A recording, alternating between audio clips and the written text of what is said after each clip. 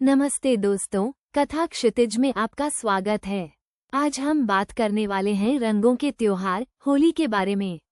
लेकिन क्या आपने कभी सोचा है कि ये रंग, ये उमंग, ये खुशियाँ आई कहाँ से?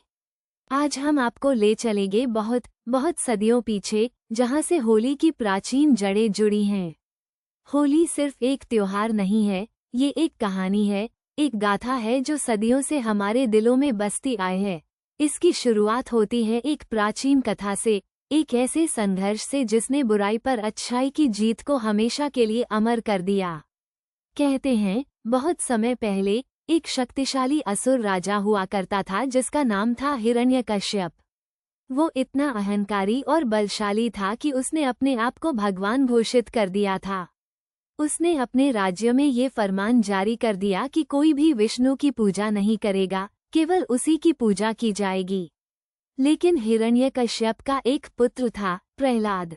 प्रहलाद एक असाधारण बालक था, जिसका मन पूरी तरह से भगवान विष्णु के प्रति समर्पित था।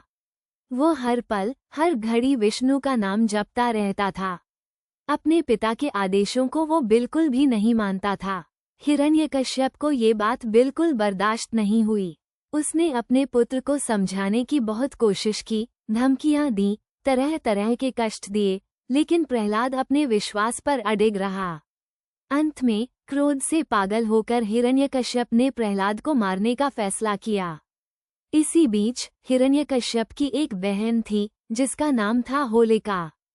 होलिका को एक विशेष वरदान प्राप्त था, वो आग में जल नहीं सकती थी। होलिका ने अपने भाई के कहने पर प्रहलाद को मारने की योजना बनाई।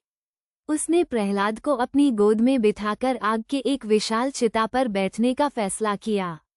होलिका ने सोचा कि आग उसे जलाएगी नहीं और प्रहलाद जलकर भस्म हो जाएगा। लेकिन यहाँ एक अद्भुत घटना हुई। जैसे ही चिता जली, होलिका को मिले वरदान की एक शर्त पूरी नहीं हुई थी। वरदान ये था कि वो अकेले आग में बैठेगी, किसी को गोद में लेकर नहीं। और साथ ही भगवान विष्णु की कृपा प्रहलाद पर इतनी अधिक थी कि वो होलिका की गोद में सुरक्षित बैठा रहा। आग की लपटें उठीं और उस भयानक आग में होलिका तो जलकर राख हो गई, लेकिन प्रहलाद भगवान विष्णु के नाम की शक्ति से पूरी तरह से सुरक्षित बाहर आया।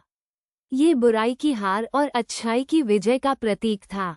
इसी घटना की याद में होलिका के जलने की इस विजय को मनाने के लिए होली का त्योहार मनाया जाता है।